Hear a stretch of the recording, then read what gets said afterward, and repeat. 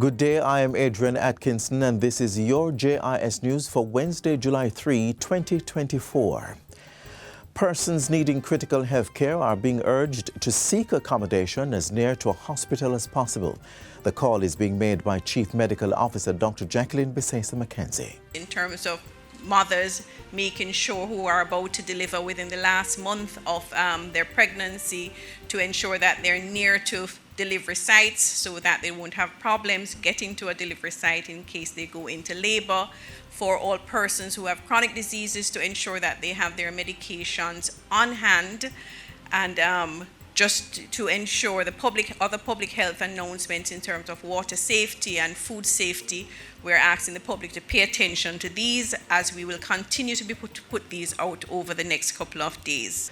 Dr. Bisesa-McKenzie says the Regional Emergency Operation Committees, EOCs, will be fully activated after passing of Hurricane Beryl to coordinate response with the National EOC. Post-disaster, we will have general assessment of service, and of course this is when our environmental health unit really kicks in terms of water safety and food safety and shelter management, and then of course the urgency to restart essential services that we will try to commence as soon as possible. And then we will have our communication updates to inform the public as to what is happening as the time passes. Thank you. Since yesterday, all public hospitals have entered emergency mode. This means that while hospitals remain open, outpatient services and elective surgeries are suspended and visitations will be limited. Additionally, the Jamaica-Cuba Eye Care program is suspended until further notice. The Ministry of Labour and Social Security is assuring that welfare measures have been coordinated to do things such as damage assessments and the delivery of care packages once Beryl has passed. Portfolio Minister Pernell Charles Jr. says the team has been activated since Saturday doing the necessary audits. Now our team has been activated. PS and team have been meeting from Saturday, to ensure that we do the necessary audits. We have audited in terms of ensuring we have food packages, hygiene kits. We are now on the way in terms of preparing more while we watch and monitor to ensure that in a staggered approach we are ready to supply as necessary.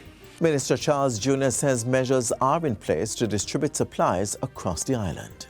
As we are the ministry with our social workers that will be out, that we're ready in terms of transportation and communication. Our motor vehicles are ready, gas is in place, new vehicles have been deployed, actions have been taken to ensure that all phones are ready and connected, and that our team is ready to stay engaged on the ground across all 14 parishes. Commissioner of the Jamaica Fire Brigade, Stuart Beckford, is urging persons to exercise caution when using candles and generators during the hurricane. If you are using candles, make sure that you put them in a container with water, so that when it burns, it will extinguish itself. Keep them away from flammable materials such as curtains and, of course, tablecloth. If you are using generators, please ensure that these are not in your house. Carbon monoxide poisoning is something that is real, and carbon monoxide will kill you in a jiffy. Mr. Stewart reiterates the importance of personal safety as he encourages citizens to heed all hurricane warnings and evacuate from flood-prone areas. But I want to use this opportunity to encourage Jamaicans where there are warnings to evacuate flood-prone areas, that you heed these warnings, because while we'll risk a lot to save savable lives, it's going to be difficult for us to commit our firefighters in situations where the risk to them outweighs the benefits.